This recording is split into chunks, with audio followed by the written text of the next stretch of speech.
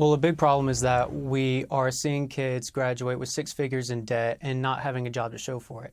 My main friend group graduated with great degrees from great schools. It's been a year and a half since graduation. Not one of them has a job, not one.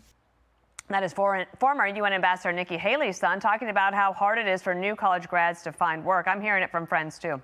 And data shows the unemployment rate amongst adults aged 20 to 24 is over 9%. That's the highest of any age group. Is AI to blame for sidelining Gen Z workers? All right, we're going to talk to a Gen Z panelist, Isabel Brown. She's host of the Isabel Brown Show. And I hope that we have Xaviaer Durousseau, he told me. He's host of Respectfully Xavier, which is a beautiful name for a podcast. Great to have you here. I am worried about this.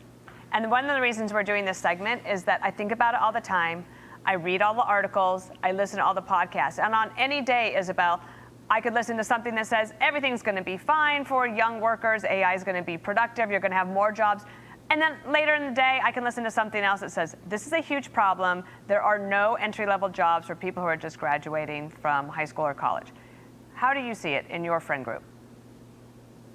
It's a totally reasonable fear, Dana, and I think it's been a tough week for Gen Z in the news in general when it comes to our financial stability and secure futures in our country. We know that AI is taking over a shocking number of entry-level jobs for those of us just graduating from college. We've been so excited to have a successful career, knowing that we've invested in our education, and then we're surprised to know that technology has replaced those jobs. But also, as I know Fox has been covering extensively over the past few days, 80% of H-1B visas are also being given for entry-level jobs in the job market across our country. So it almost feels like the system is being rigged against young people for, as we get set out the gate, our financial futures. And it starts begging the question, is AI being used to benefit the human person, which any tool can be used to advance human flourishing, or is it being used to degrade the dignity of the human person? And in this regard, I think we have to start asking some serious questions about safeguards related to this technology and how we can use it to help, not to hurt,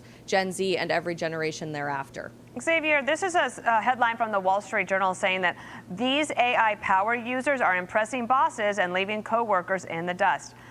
America's bosses are getting blunt about the reality that AI leads to job cuts. The standard warning goes something like this: if a bot doesn't replace you, a human who makes better use of AI will. What do you hear? What do you feel out there in the real world?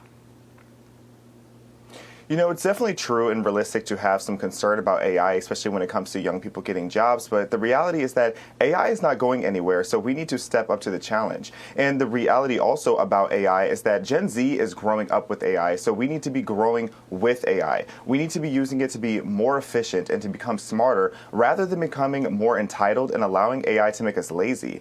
The harsh part about it is that we have a credential inflation right now. We have way too many people. We all make fun of the gender studies degrees, but we also have enough people getting communications degrees. We need to have more people in STEM, we need more people in trades, and we need more people that are becoming innovators. We saw President Trump sit down with Laura Ingraham recently and said that, essentially defended the H-1B visa, saying that we don't have the talent here. Well, considering that America has over 71 million collegiate graduates, why do we not have the talent here? Why do we have so many people going and getting degrees that are doing nothing for their career? They're doing nothing for our economy. It's not pushing our country forward. We need to prioritize our institutions actually putting out degrees that are going to save our country and put people in the workforce.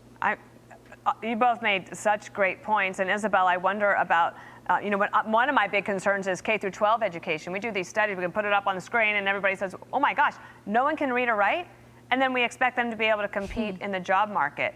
I'm going to stay on this topic and just give you a chance to talk about anything that Xavier said, but also if you see anybody on the political front or in the business world that is paving a way and encouraging young people in the right way.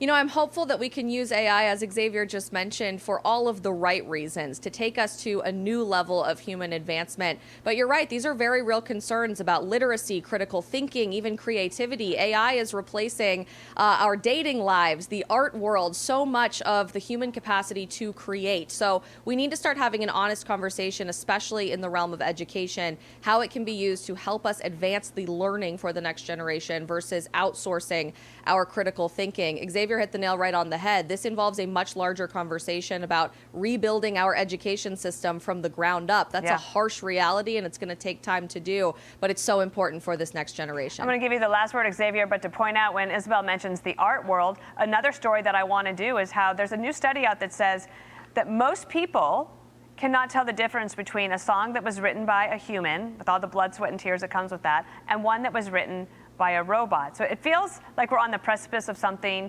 dangerous in terms of our creativity. But I also don't want to be a Luddite. I'll give you the final word.